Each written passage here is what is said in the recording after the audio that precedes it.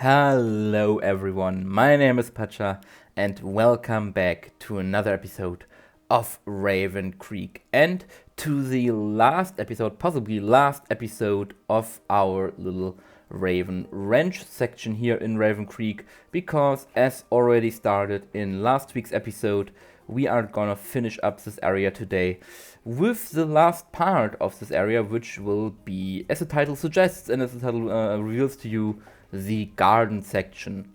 Now, I already talked a little bit about my plans for that garden section in last week's episode, where we were building the plaza, we were building a big playground and a donkey ride, and now, as is told in last week's episode, basically, we are gonna focus on the garden. As you can see here, we're already building all the barriers and stuff like that, where we will have a little like a community project garden, a little bit like an in-zoo garden, where the guests actually can do some gardening work if they so want to.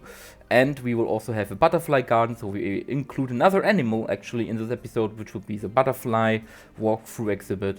And then I thought about what else could I do, and for now I have settled on a bit of a herb garden. I don't know if there's a specific word for it, but a garden where you grow herbs basically. And of course, if we have a community garden where the guests can actually do some gardening work, we also need a stall where they can rent some gardening equipment, where they can maybe get some instructions on what they can do, how they can do it. Of course, there would be a person who explains stuff to them, who observes everything and makes sure that nothing bad happens, that people don't destroy the plant, stuff like that. And the idea is also that they can if they harvest any crops and fruits and stuff like that on this garden, they can also, of course, take them home with them, or if it's too much that they harvest, if they actually a big load, that they can buy the stuff in the little shop that we built last time. And actually what we are doing here at the moment is something that an awesome member of my community of this channel, Caustic J, I hope I pronounced your name right, suggested in last week's episode in the comments. And that is that he saw in real zoos that they have like a little plant stall where you can buy butterfly-friendly plants, you can buy seeds that are good for insects and butterflies, and then you can take them home and grow them in your own garden, in your own greenery area, on your balcony or wherever you have space for some plants. So this is what we are doing here. We are basically setting up a little shop where you can buy flowers and plants and also seeds that are good for insects and butterflies, because we want to teach not only about farm animals in this area, we also want to teach about gardening, we want to also teach about wildlife and local wildlife and how you can support that, how you can make your garden a good home for all different critters and small insects and stuff like that. And especially because we have a problem that bees and butterflies disappear more and more from our local wildlife because there is no space anymore. A lot of spaces are plastered over with concrete, a lot of spaces get turned into parking lots and stuff like that. Gardens only grow for efficiency but not for as an environment basically. And this means that local wildlife finds less and less space to thrive and to live in. And in this area, we want to teach a little bit about how you can change that, what you can plant, what you can do in your garden to make it an amazing home for these local animals. And that also includes, of course, selling some starter equipment, basically, to make that possible. But of course, this isn't only a plant shop. This is also a shop where you can buy a permit, basically, or when you can leave some money, basically. I lost my words there for a moment, I excuse you for that, but where you can pay to rent some gardening equipment, and we're building a little shack over here where you can get this gardening equipment, then you can go into this little garden section and harvest plants, care for the plants, water them, destroy any unwanted plants basically that grow in the plant. I know there's a word for it also in English, but I only know about the German word at the moment. But this is a little shack that we built for them, very simple. I actually thought about making it having a door or something like that where you can close it at night, but then decided against it because it looks way better when you can see all the gardening equipment. But maybe I will later at some point somewhere a little bit like a shack or something like that, where they would store all that equipment in case it is nighttime and they want to make sure that nothing gets stolen or anything. But yeah, as I already said, why we are now building the shack, well, not the shack, the little barn basically.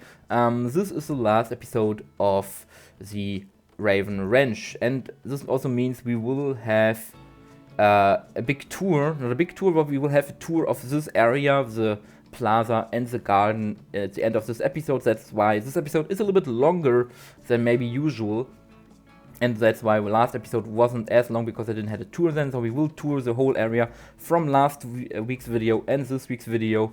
And if you guys want that, you have to let me know in the comments if you guys want to have a full tour of the whole Raven Ranch area. Let me know in the comments, and then we'll make like a bit of special video that will be a couple of minutes long, or I don't know how much time I need to show everything. But if you want to do that, this is really depending on you. If enough people tell me that they would want to have a full tour of the whole area now that it's finished, let me know, then I will do that. But otherwise, the plan for next week's video, depending if I still will video, I'm still thinking if I do take a week rest after this one, or if there will of course be a next video already next week. The plan is to go, as I already talked about in last week's episode, to go to Wad Jamila, my desert African zoo that we started, I think last year, with the arid animal pack that came out last year. We started Wad Jamila with our little Arabian desert zoo, somewhere in Arabia, focusing on African animals, because every pack was focused on African animals. And we had a little bit of a hiatus on that zoo because I had a guest builder with the awesome Mr. Gecko, who built an awesome area for fennec foxes and so many more animals. If you want to see that, there is a tour of that area on my channel. It's not that long ago since I did that, and yeah, since then the place is free again to build for me, and we have still some plans here. Thanks to Mr. Gecko on this behalf. He opened a new section of the zoo basically for me to build some more habitat. He basically forced me to do some more stuff in that zoo, and of course I have to do that. So we will spend, I don't know, maybe 3 to 4 more episodes, depending on how much time it needs in that zoo in Wad Jamila, and then Wad Jamila will be finished basically, which means it will go on the workshop for you guys to explore and use for your own zoos and ideas. Of course, it doesn't use all the space in that map, so you can still build a lot of new stuff there. But yeah, back to Raven Creek we go. We have just built some water pipes, some water drains where you can wash your hands, where you can also wash the vegetables to clean everything up. And now I'm placing all the stuff that I wanna have in my garden. And we start over here in this little sections between the two paths with some carrots, and I think also with some leek. And I really had to look up stuff like how does a leek grow in the wild, not in the wild, on fields, because I actually have never seen a leek field. So, and I think they grow like that if you are someone who comes from a farm or is living near such areas. Let me know if that is correct, otherwise I will try to change it. And we also have some apple trees over here, because I mean, you can't have an American farm area with some apple trees. Apples in America are synonymous with each other, so we have to of course also include that. We follow this up with some turnips over here, and I think some cabbages, so really basic stuff. And I'm so happy that Planet Zoo gave us all these different crops and vegetables, stuff like that, to use in our zoos. Otherwise it would have made this thing a little bit more complicated. And then we follow up with some potatoes. Of course, we can't just have the potatoes, we also need the potato plant flower that they grow in. And yeah, I really like to use other plants and then turn them into something else, like we did here with the potatoes. And then we have this plant, the Lord and Lady's plant, I think it is, that we use maybe for some basil, maybe for some other little herbs that we can grow also here. But we will, of course, as I said, later have a designated section for the herb garden. I don't know. I think there's a German word for it, and I don't know if there's an English word for it. It's basically a raised garden because you want to grow herbs as close to the sun as possible and with much sun as possible. And so we usually have a raised herb garden with different elevations depending on how much light and stuff like that the herbs need, and also it helps with water drainage. So that the herbs are getting not too wet, because usually most herbs come from dry places like the Mediterranean, so they need a little bit more dry climate. Yeah, of course we also need a pumpkin field. We are in America, we need pumpkins, and we will also add a cornfield or corn pasture and sunflowers, because sunflowers are also lovely. And I also, if you remember right, when I was talking about this project, I think I talked about doing a corn maze or a maize maze, and I now step away from that idea. I have it still in my head, and if I find me at one point wanting to do some more stuff in that area, I probably will add the corn maze, but at the moment I basically scrapped that idea for now. And a little bit of real talk here, I have no idea. I mean, it's cool that we got the corn as a separate piece and the maize plant as a separate piece, but I would have loved to have also a variant of the plant with some corns, maybe even some not finished corn, some still growing corn, corn tubs, I don't know how they're called, on the plant, though it reduces the piece count a little bit. So in this way I had to place basically the corn on the plant again, to make it look like there is actually growing something. And this is, I think, a more controversial point. We are adding some tomatoes here. Before I started building this, I had the idea maybe to make a little greenhouse, but then I thought, it would be clustering the area up too much, and basically scrapped that idea. But I still wanted to include the tomato plant because it is a nice plant. They did some nice job with building this, or creating this tomato plant.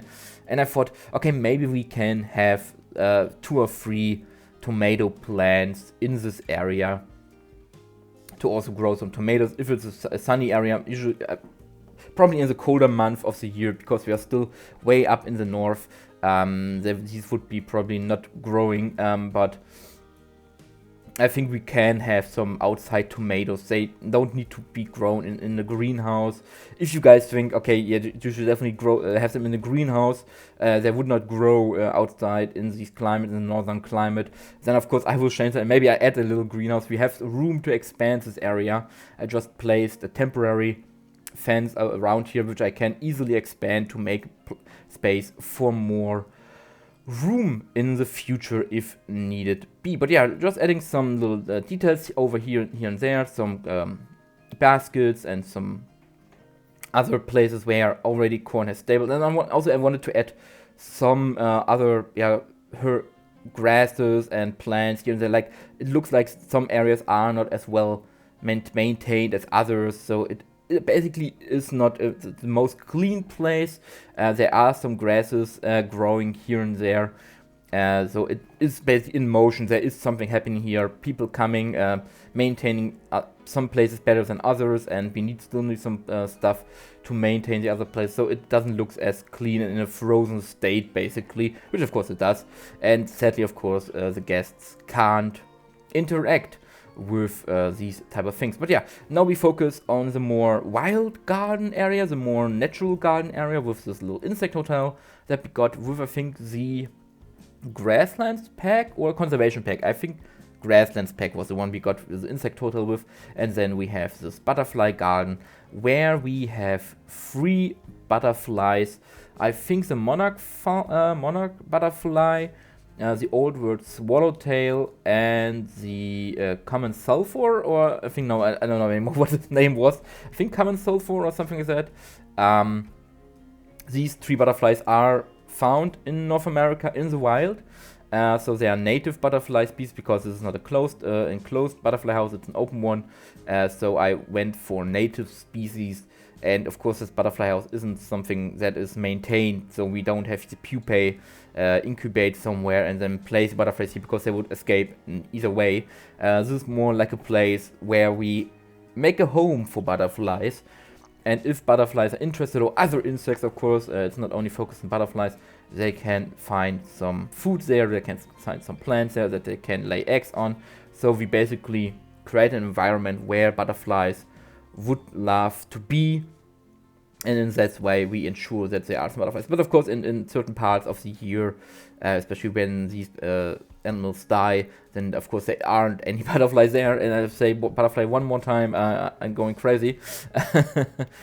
And so this is more like a temporary garden, and otherwise it's just a place that shows how you can set up a more natural area in your own garden area, to attract bees and butterflies and all that kind of stuff.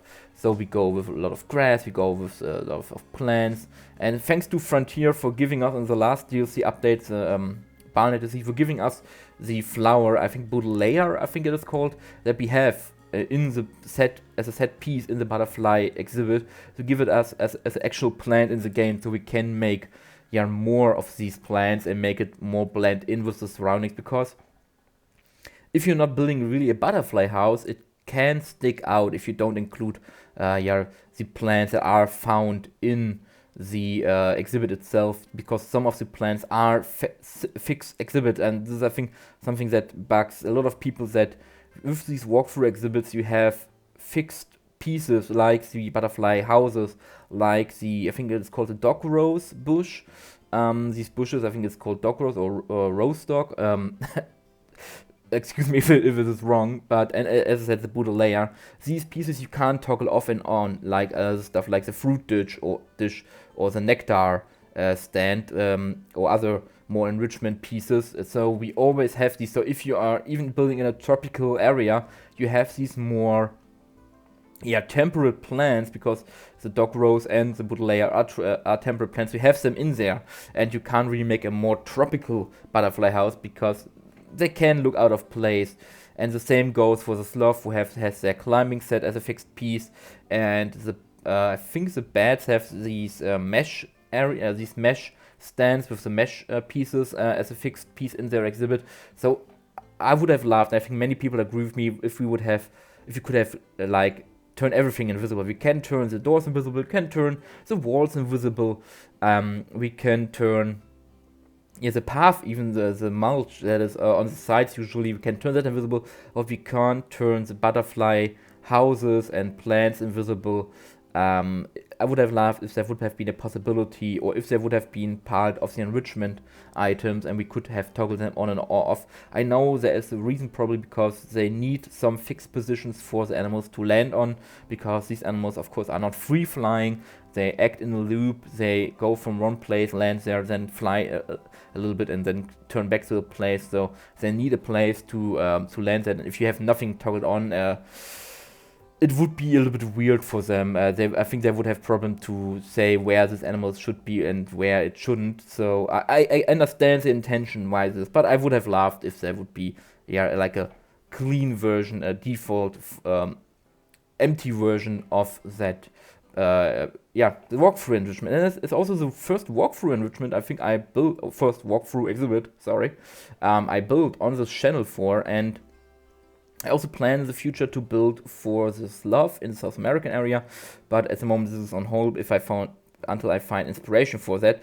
But we are not here to talk about that, we are here to talk about this episode. And as I've been now building the little herb garden with these stone walls that I made, I think, for the episode with the Highland cattle, and there's also a blueprint version from Frontier itself. If you own the Barnyard Animal Pack, so you can recreate it with that own version. I just use my stone walls, which are not as good as the one from Frontier, which of course theirs are really amazing. And if I would have more time, I would have also go through every piece of this and change the colors of each rock a little bit slightly, so they are more different. I didn't have the time and the motivation to do that, because it was still really a hot week in Germany, and it is still really hot again. So but I added some moss, so because we are still in a more humid climate, so moss is growing in between the rocks and also a little bit on the soil that we plant our herbs on. And since we don't really have certain herbs, or we don't have dedicated herbs, at least I don't know about it, in this game I just went for some small plants that look like, yeah, there could be herbs, stuff like that, and also added stuff, even some poisonous plant, like the Lord and Lady's plant from the Twilight pack. And later, I think the foxglove I also added, which is also another poisonous plant that has medical uses in certain amounts. I also added that later. So this is basically a herb garden, but at the same time is a poisonous garden, basically. Yeah, now we're adding the foxglove. And so it teaches about stuff that you can do even if it's planned for yourself in larger quantities is dangerous, what you can do with this, and we also will add some little signs explaining these plants and explaining everything around them. But yeah, I will now leave you with the rest of the speed build because my mouth is dry and we are just now building a lot of more foliage and grasses and tidying everything up. But yeah, I will leave you now with the rest of the speed build, and then I see you at the end of this video with our grand tour of the end area of the Raven Ranch, and I hope I see you in the showcase at the end.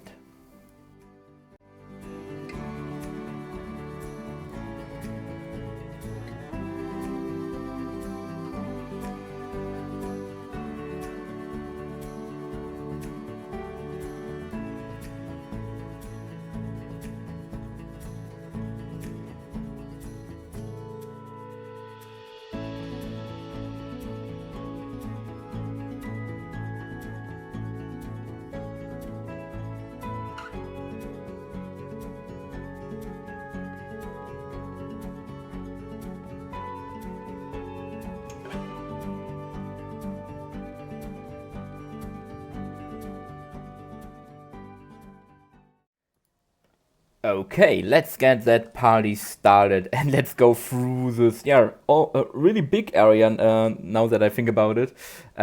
We start on this side and then go all through the garden and end on this side again. But yeah, let's not waste any more time and get through this little tour. Of course, we are here on the donkey side with our little lovely donkeys, having a wonderful time. And if we follow the track, we come by some, very standard benches, picnic benches, so you can enjoy a little bit of rest, especially for the older persons, while the kids are playing on the playground. And if the kids still want to have some more thrill and want to experience something, they can of course go on the little donkey ride. And to say it again, because I got one or two comments talking about that it wouldn't be as good, I know, and what I said to them is I'm building not a perfect zoo, I'm building a somewhat realistic zoo, and this also includes some stuff that isn't really, sometimes not animal friendly or not up to date anymore. And I also said we are only doing these rides if the donkeys want to, if they want to get into contact with humans. Otherwise, of course, this would not be an open attraction. But yeah, very simple roundabout for the ride, and then of course we have some stairs over here while I'm on the gate to help, of course, smaller children get on the donkey, and then we have the staff members that helps and supervises everything. But yeah, we have the little stall over here, and then we already enter the garden area, and I was thinking maybe I add some signpost or maybe an entrance gate over here. Let me know what you think about that, having an entrance gate that say something like garden or garden of life, stuff like that, to further emphasize on what the purpose of this area is. But yeah, we first of course stop at the shop where we can, as I said, buy some butterfly insect friendly plants, and I thought these little things, they are flyers for the zoo, also could be some seed packages. Actually, I was already thinking how I would do them myself, but then I thought, from the info stand, these flyers could also work. And of course we also sell some bags in the background that you can then use to transport your plants or your crops or whatever you buy in the zoo back home. And if you bought your stuff over here and you want to do some gardening yourself, you want to learn about gardening, you can of course also pay a little fee and then go to the check, get to check, get your tools and then start gardening in this little garden over here, where you can of course clean your hands, clean the vegetables, and then you have all these different crops that you can attend to. You see some grass is already growing in some places, some nettles over there that need to be taken care of, but otherwise you can garden as much as you like in here, plant and water the plants, pick some vegetables, harvest them as much as you want, and then also learn. Maybe we can also do stuff like school classes coming here, having tours, having educational tours over here, doing a garden project in the little zoo. And I saw this in, I think, a couple places that zoos do that, so it's definitely not out of the possibility. And of course we also have this little area over here with some more crops and of course the apple trees.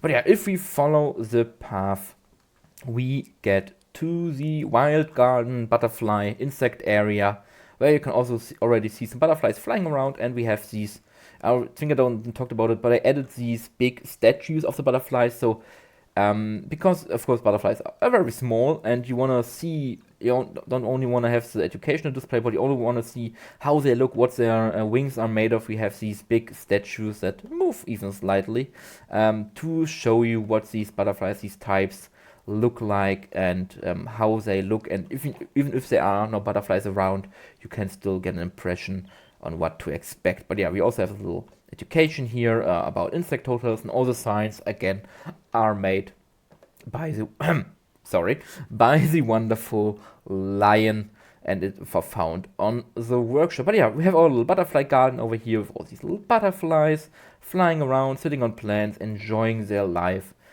And you can learn a lot about how they live, what they eat, and stuff like that. And you also, of course, have the statues for the other two species that are found here. Of course, there would be probably more species in America, but these are the 3 that we have in game. Next up, we have this little log display. A world inside the logs is what I called it, because also log piles and hedges and stuff like that provide a lot of space and homes for all the different animals, from hedgehogs to squirrels to mice and stuff like that, and also insects. So teaching also about how a log pile can be a world on its own, I think is something that is really cool to do in a zoo. And I would also have done like a hedge display, but since we have a hedge going all the way around, I think that would be a little bit of an overkill. And next up we have our herb garden, where we teach about different herbs, how they grow, maybe how they can also be beneficial for insects. So what herbs you can grow that are beneficial for you, but also for the wildlife. And we have some flowering plants, of course, and all the different stuff. I try to make it as diverse as possible with what we have in game. And then we can come around here, and we have another display about a big overgrown log, mother log, I think it is called. Which I have a couple places around the zoo, because they are very common in temperate forests and rainforests. When a big, one of the big trees falls over, it provides nutrients and room for all new plants and little trees to grow on. But this is basically the little garden area. We have some more wild garden over here, some more human-made garden over here. And if we leave that area, we come to the playground, of course made by the wonderful PS Plays. The link to his workshop and where you can download this playground is in the description of the last video if you want to do that. A little playground for the kids, and also we have some benches over here, so for mothers or fathers who want to watch over their maybe smaller kids, they can do that over here. And then we end the tour already with these 2 shops. One, of course, the ice cream shop, and one, the vegetable farmers market shop, where you can buy all the crops that have been harvested and grown in the garden over there. So if you don't want a garden, but you still want to have some fresh crops, you can do that over here. While someone is talking over my speech over here, you can do that here and then buy stuff and eat it, maybe fresh even, while you explore the rest of the zoo. But this is already it for the end of the Raven Ranch, I wanted to say. And as I said, if you want to have a tour of the full area now in its completion, let me know in the comments, and we can make that possible. But for now, this is the end of Raven Ranch, and after that, of course, we go to Wajamila, and after Wajamila, we maybe go take a hike in the mountains of North America. So tune in for that. look forward to that. I definitely do. And until then, I wish you a great time. I hope you had fun. I hope you enjoyed the video. And yeah, until next video, stay safe, have fun in life, have a great time, and bye bye everyone.